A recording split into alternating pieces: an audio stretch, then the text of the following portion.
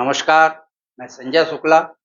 बैतूल वाणी के पॉडकास्ट में बैतूल, हरदा, हरसुद लोकसभा, इसके साथ ही बैतूल, आमला एवं भैंसदेई विधानसभा का राजनीतिक समीक्षा की गई थी। ये राजनीतिक समीक्षा बैतूल वाणी के दर्शकों को इतनी अधिक पसंद आई कि उन्होंने इसे कंटिन्यू पांचों विधानसभा का करने का हमारे से आग्रह किया गया। इसीलिए आज हमारे साथ स्टूडियो में मुल्ताई विधानसभा क्षेत्र की समीक्षा करने के लिए वरिष्ठ पत्रकार एवं जिले के सबसे चर्चित राजनीतिक समीक्षक श्री नवनीत गर्ग जी मौजूद हैं। बैतूल वाणी के रूबरू कार्यक्रम में आपका बहुत बहुत स्वागत है। गर्ग साहब, ये बताएं कि वैसे तो मुल्ताई सीट को बहुत हॉट सीट कहा जाता है, क्योंकि यहाँ निर्दलियों का हमेशा दबदबा रहा है, मंत्रियों को हराना जिताने का ये भी चला है। तो हम ये चाहते हैं कि इसके सीट कब बनी थी और यहाँ का पहला विधायक कौन बना था, वहां से आप इसकी यात्रा को शुरू करें। जहां तक मुझे जानकारी है, आजादी के पहले मुल्ताई विधानसभा का गठन हो गया था। मुल्ताई विधानसभा अस्तित्व में आ गई थी और 1936 के पहले चुनाव में यहां से कांग्रेस के बिहारीलाल पटेल निर्वाचित हुए थे, जो बाद में 1945-46 में भी इस सीट से विधायक बने हैं।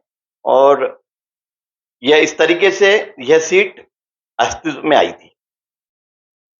मुल्ताई विधानसभा सीट से एक ही परिवारों के 4 सदस्यों को टिकट दी गई, तो इनमें से जीते कौन कौन, इनके बारे में भी कुछ बताएं।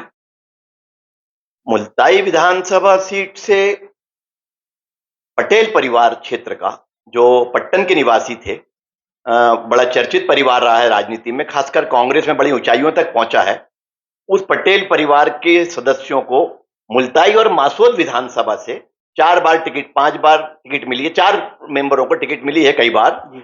और चूंकि मुल्ताई और मासोद लगे हुए क्षेत्र हैं और बाद में मासोद विधानसभा मुल्ताई सीट से मर्ज हो गई थी, तो जो आपका क्वेश्चन उसके बारे में बताऊंगा कि सबसे पहले बिहारीलाल पटेल जी को कांग्रेस ने टिकट दी मुल्ताई विधानसभा से, और 1935-36 में वे जीते, 45-46 में जीते। और उसके बाद लक्ष्मीबाई पटेल, उनकी धर्मपत्नी जी को मासोद से टिकट दी गई कांग्रेस ने, और वे भी विधायक निर्वाचित हुई। यह उस जमाने में पहला पति पत्नी का जोड़ा था जो विधानसभा पहुंचा था। इसी के साथ 1962 में लक्ष्मीबाई पटेल को तो टिकट मिली मासोद से और वे जीती। बिहारीलाल पटेल के छोटे भाई बालकिशन जी पटेल को भी 62 में मुल्ताई से टिकट मिली कांग्रेस की, वे भी जीते। उन्हें 67 में भी टिकट मिली, वे 67 में भी जीते। इसी दौरान 1972 में बिहारीलाल पटेल के लड़के और बालकिशन जी के भतीजे सुरेन पटेल को मासोद विधानसभा सीट से कांग्रेस ने टिकट दी थी, वे सफल नहीं हुए।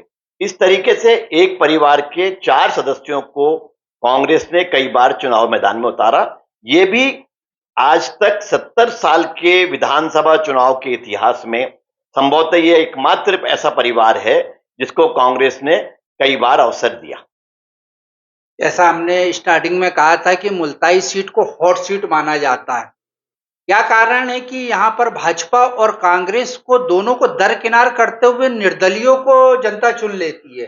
तो क्या वहां की सीट में पानी कुछ अलग टाइप का है कि उनकी वहां के जो मतदाता, उनकी सोच कुछ अलग टाइप की है कि बहुत हो गया दोनों पार्टी को, अब निर्दलीय को देना चाहिए? तो कौन कौन से निर्दलीय यहाँ से चुनाव जीते हैं अभी तक?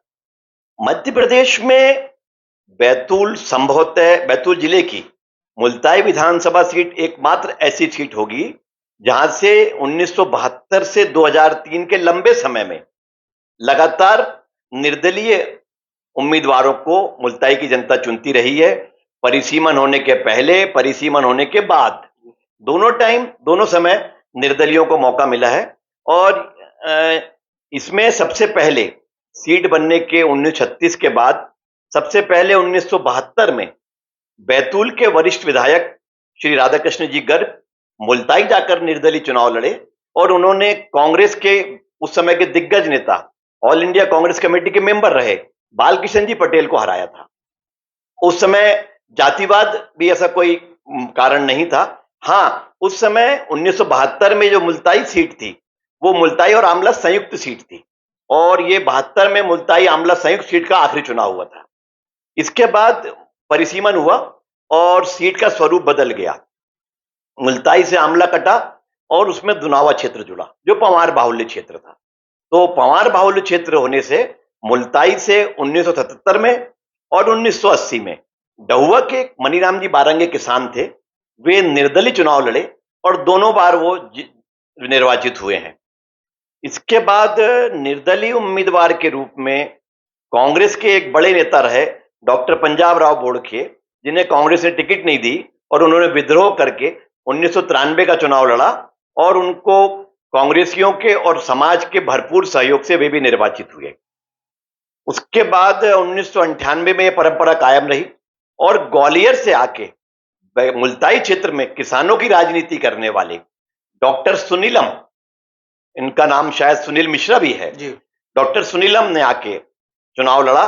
उस समय याद होगा आपको कि किसान आंदोलन हुआ था और 19 लोगों की शायद दुखद निधन हुआ था, दुखद उनकी मृत्यु हुई थी।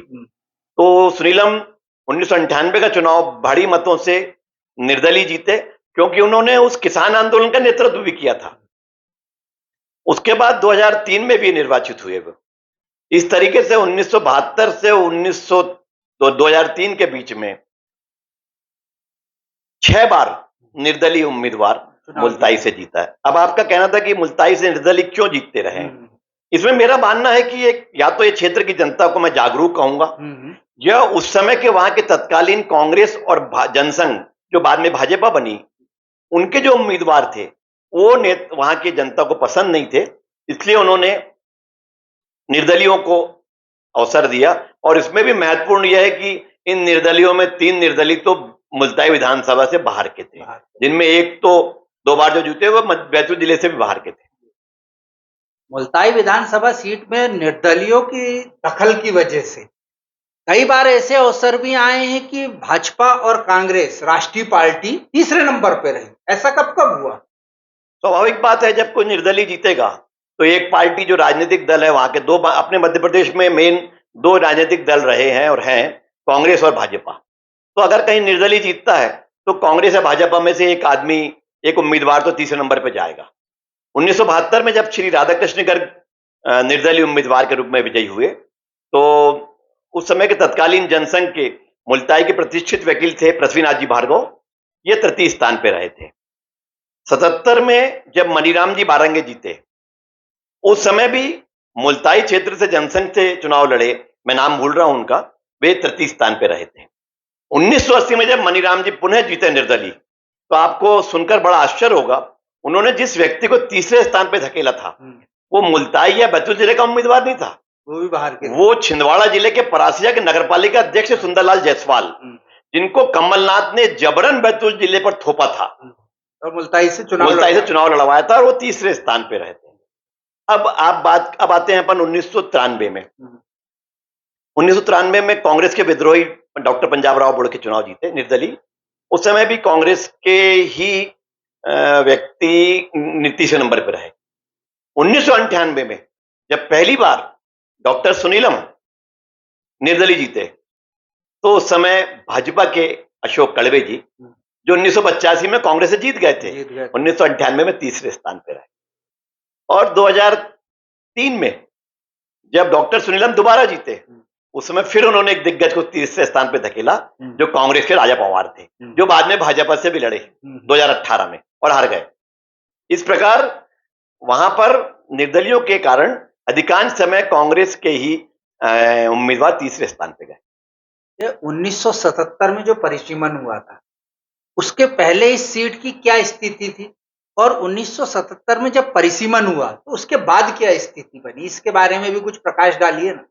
ये भी बड़ा रोचक मामला है कि 72 में जब परिसीमन के पूर्व 72 में जब चुनाव हुए, आखिरी चुनाव संयुक्त सीट का, तो निर्दलीय उम्मीदवार जीता, और 77 में जब परिसीमन के बाद जब पहला चुनाव हुआ उसमें भी निर्दलीय उम्मीदवार चुनाव जीता है। तो मैं 72 का बताता हूं। पहले मैंने आपको बताया था अभी कि बैतूल के श्री राधाकृष्ण गर्ग एडवोकेट मुल्ताई जाके लड़ते हैं।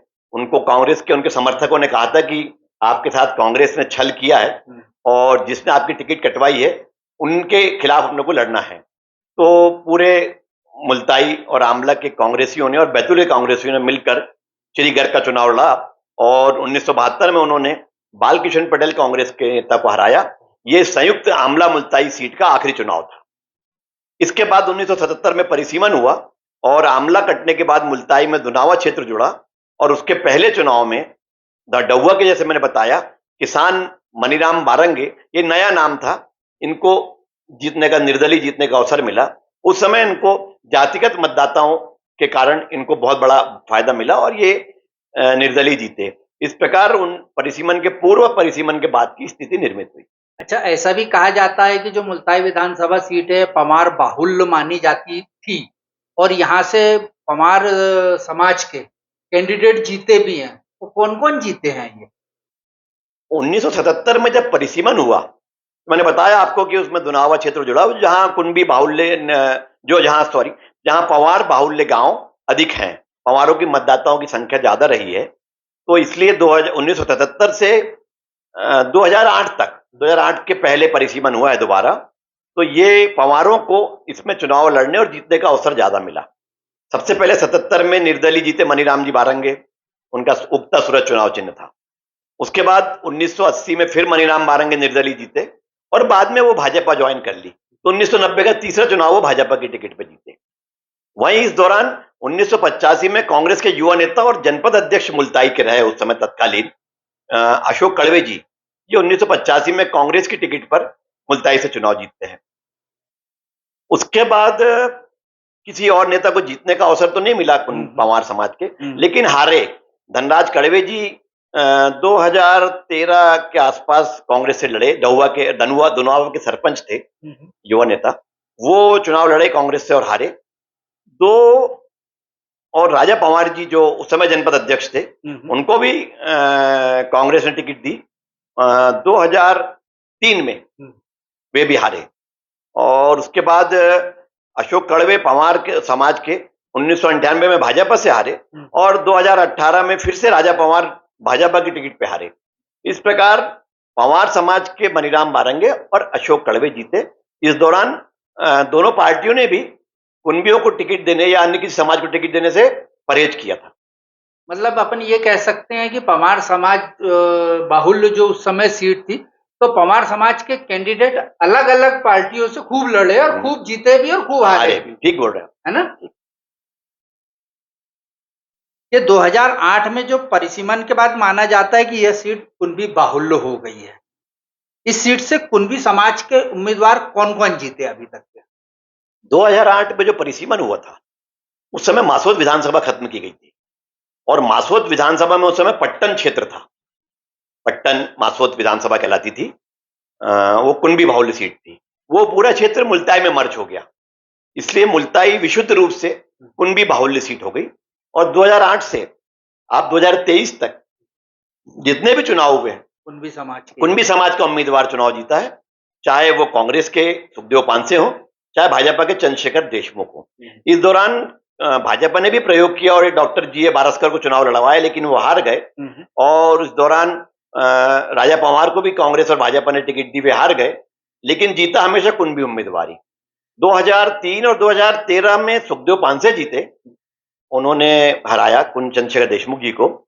और 2013 और 2023 में चंद्रशेखर देशमुख जीते। तो इस प्रकार चंद्रशेखर देशमुख और सुखदेव पांसे एक दूसरे को हराते हुए रहे, लेकिन सीट कुंभी समाज के पास ही रही। इस सीट के बारे में यह भी कहा जाता है कि यहाँ दल बदलुओं की खूब मौज रही है। भाजपा से टिकट नहीं मिली तो कांग्रेस से लड़ लिए तो पता चला जीत गए, कांग्रेस से टिकट नहीं मिली तो भाजपा से लड़ लिए, हार गए या जीत गए जैसा। तो ये जो दल बदलू थे, इनकी खूब मौज रही। तो कुछ उदाहरण हो अगर आपके पास में, तो वो बताइए ना कि ऐसे कौन कौन थे। मध्य प्रदेश में यह संभवतः ऐसा एकमात्र विधानसभा सीट होगा जहां दल बदलू को दोनों पार्टी ने टिकट तो दी, प्रमुख पार्टियों ने, लेकिन वे दूसरी पार्टी से हार गए। इसके बाद इनको दोनों को जो हारे हैं, उनको उनकी नई पार्टी में सबसे प्रतिष्ठित पद मिला। ये मामला मध्य प्रदेश में पहला होगा। मैं इसके बारे में थोड़ा विस्तृत बताना चाहूंगा। 1985 में अशोक कड़वे के मैंने बताया था, कांग्रेस से चुनाव जीते, जनपद अध्यक्ष थे, लेकिन वे 1998 में भाजपा से जीते तो हार गए। इस प्रकार उनके खाते में एक जीत दर्ज रही। लेकिन वहीं राजा पवार कांग्रेस से लड़े 2003 के आसपास संभवतः वे कांग्रेस से हारे। अभी 2018 के चुनाव में वे भाजपा की टिकट पर लड़े, लेकिन वे भाजपा से भी हार गए। पर दोनों के मामले में बड़ा रोचक है कि दोनों भाजपा में आए। पहले अशोक कड़वे जिला पंचायत अध्यक्ष निर्वाचित हुए, उसके बाद आज वर्तमान में राजा पवार जिला पंचायत अध्यक्ष निर्वाचित है। यानी इनको विधानसभा की जनता ने तो नकार दिया, लेकिन पार्टी ने इनको सिर आंखों पे बैठाया और सबसे बड़े जिले के निर्वाचित पद जिला पंचायत अध्यक्ष के पद से नवाजा। इसमें भी एक हिट बात यह है कि अशोक कड़वे जी को स्वर्गीय विजय कुमार जी खंडेलवाल का आशीर्वाद प्राप्त था, उनके रिजम में वो जिला पंचायत अध्यक्ष बने। और हेमंत खंडेलवाल जी, उनके पुत्र जो आज की तारीख में जिला भाजपा प्रदेश भाजपा अध्यक्ष हैं, उनके कार्यकाल में राजा पवार जी को यह सम्मान प्राप्त करने का अवसर मिला। मतलब पिता पुत्र के आशीर्वाद से 2 जिला पंचायत अध्यक्ष पवार समाज के काबिज, बिल्कुल मान सकते हैं, जिला पंचायत बिल्कुल बोल सकते हैं। ये जिले के 70 साल के अगर हम इतिहास की बात करें तो ऐसे कौन सा नेता है जिसने कि मंत्री को हराया था? ये रिकॉर्ड किसके नाम दर्ज है? मंत्री को एक बार नहीं 2 बार हराया, अलग अलग समय में 2 बार। और ये भी मैं मानता हूं कि ऐसा बिरला विधानसभा होगा। ये अब मैं आपको जो क्वेश्चनों के जवाब दे रहा हूं, प्रश्नों के, ऐसा लग रहा है कि मुल्ताई मध्य प्रदेश में एक अनोखी विधानसभा होगी, जहां 6 बार निर्दलीय जीते, दल बदलू भी लड़े, हारे पर उनको बड़े पद मिल गए पार्टियों में। उसके बाद एक ऐसा नेता जिसने जिसने 2 कैबिनेट मिनिस्टरों को हराया, ये बहुत बड़ी उपलब्धि है अलग अलग समय में। तो ये उपलब्धि जाती है भाजपा के लो प्रोफाइल में रहकर चुनाव लड़ने वाले, सज्जन कहलाने वाले आज के वर्तमान मुल्ताई विधायक चंद्रशेखर देशमुख के नाम दर्ज है। उन्होंने 1998 में 6 बार के कांग्रेस विधायक रहे, 3 बार मंत्री रहे, अपने जमाने में पिछड़ा आयोग के अध्यक्ष रहे, सर्वाधिक शक्तिशाली नेता रहे रामजी महाजन को 1998 में हराया। और 1998 में हारने के बाद महाजन जी को जो सदमा लगा, ऐसा मान सकते हैं, उसके बाद वो उभरे नहीं और कुछ वर्षों बाद उनको ईश्वर ने अपने पास बुला लिया। इसके बाद अभी 2023 में चुनाव में कमलनाथ सरकार में सर्वाधिक शक्तिशाली पीएचई मंत्री रहे और उनके वफादार माने जाने वाले, निष्ठावान माने जाने वाले और 3 बार के विधायक सुखदेव पांसे को चंद्रशेखर देशमुख जी ने हराया। इस प्रकार 2 जिले कांग्रेस के 2 कैबिनेट मंत्रियों को, और ये इसमें भी एक खास बात है कि जब चंद्रशेखर देशमुख ने रामजी महाजन को हराया था 1998 में, वो मासौद विधानसभा थी, मुल्ताई नहीं थी। अलग अलग विधानसभा में अलग अलग बार, अलग अलग समय में अलग अलग मंत्रियों को हराया है। और 2023 में मुल्ताई विधानसभा से सुखदेव पांसे जी को हराया था।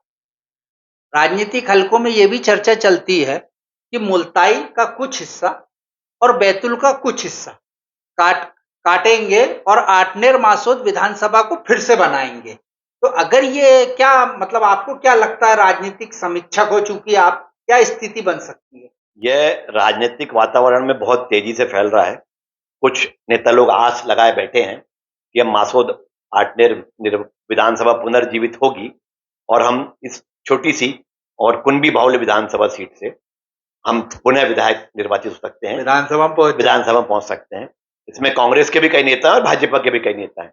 पर मेरा ऐसा मानना है कि ऐसा नहीं होगा।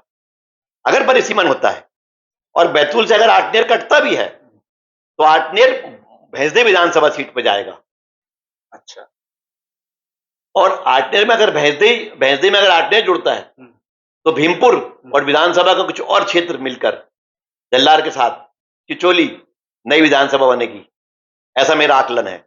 और उस स्थिति में मुल्ताई, बैतूल, चिचोली, घोड़डोंगरी, आमला और भैंसदेव, ये 6 विधानसभा रहेंगी, ये मेरा मानना है। यानी पुरानी स्थिति निर्मित होगी, पर मासौद नहीं रहेगी, क्योंकि मासौद की संभावना इसलिए कम है कि मासौद का बहुत छोटा सा एरिया आता है और वो अगर मासौद को अगर नया विधानसभा बना देंगे तो मुल्ताई का एरिया बहुत छोटा हो जाएगा। अगला इसी से जुड़ा हुआ प्रश्न है मेरा कि अगर मुल्ताई सीट जस की तस रही, मान लो परिसीमन में प्रभावित नहीं होती है, तो यहां पर भाजपा और कांग्रेस से आपके हिसाब से कौन कौन कैंडिडेट हो सकते हैं? अगर अपन दिग्गजों की बात करें तो मेरा तो ये व्यक्तिगत मानना है कि मैंने पहले भी कहा था, लो प्रोफाइल में रहकर राजनीति करने वाले, सज्जन पुरुष के रूप में जाने जाने वाले, पार्टी के प्रति निष्ठावान, पार्टी के बड़े नेताओं के प्रति निष्ठावान और बिना किसी विवाद की राजनीति करने वाले चंद्रशेखर देशमुख का 2028 के विधानसभा चुनाव में भाजपा की टिकट पर सबसे बड़ा दावा रहेगा। और अगर उन्हें 5वां चुनाव लड़ा लिया जाए तो कोई आश्चर्य नहीं होगा। इसी के साथ अगर हम कांग्रेस की बात करें तो व्यवहारिक रूप से और जिस स्थिति में आज कांग्रेस के सुखदेव पांसे संगठन में पदों पर हैं, तो सुखदेव पांसे का बड़ा दावा बनता है और सुखदेव पांसे को पुनः टिकट मिल सकती है यदि पार्टी ने कोई नया उम्मीदवार मैदान में उतारने का निर्णय नहीं लिया तो। ये तो बात हो गई दो दिग्गजों की। अब अगर राजनीति है और कुछ भी हो सकता है, नए उम्मीदवार भी आ सकते हैं, तो अगर अपन भाजपा की बात करें और नए उम्मीदवार पर दांव लगाने की बात हुई और महिला सशक्तिकरण की बात हुई, तो वर्षा गणेकर जो नगर पालिका अध्यक्ष थी अभी तक, वो पार्टी के प्रति, पार्टी में उनकी बहुत छवि है और विवादास्पद भी नहीं है। और वैसे वो किराड़ समाज से हैं, पर किराड़ समाज का बहुत बड़ा वर्ग भी एक मुजराई विधानसभा से जुड़ा हुआ है। और दूसरे नंबर पर मैं माधुरी साबले जी का नाम लेना चाहूंगा, जो कई वर्षों से सक्रिय हैं, उनमें समाज की हैं, युवा हैं और पार्टी के विभिन्न पदों पर काम करती हैं, ओजस्वी वक्ता हैं। इसके साथ साथ नरेश फाटे जी जो जिला पंचायत उपाध्यक्ष रहे और लंबे समय से मुल्ताई क्षेत्र में काम कर रहे हैं। हेमंत राव जी देशमुख भी एक नाम है जो नागपुर से आकर मुल्ताई विधानसभा के ही हो गए अब और वर्षों से बहुत मेहनत कर रहे हैं मुल्ताई विधानसभा में और उनका गांव-गांव में संपर्क बना हुआ है। उन्हें भी अगर पार्टी इस बार अगर मैदान में उतारती कोई बड़ी बात नहीं है। और एक गायत्री परिवार से उत्तम चंद जी गायकवाड़, उत्तम राव जी गायकवाड़ हैं, वे भी गायत्री परिवार के माध्यम से पूरे क्षेत्र में सक्रिय हैं।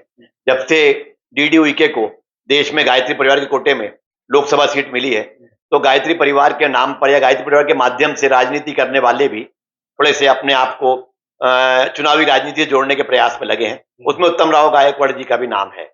इसी के साथ साथ कांग्रेस में दो गुट आपको बताया, आपको मालूम होना चाहिए, यहाँ कांग्रेस में दो गुट हैं और ये दो गुट की राजनीति कभी खत्म नहीं होगी। अभी जो चल रही है, एक डागा गुट और एक पानसे गुट, बड़े साफ बात है। साफ। तो डागा जहां पानसे जी स्वयं अपने गुट से उम्मीदवार है और रहना भी चाहिए, वहीं डागा गुट से दो नाम मेरे दृष्टि में है।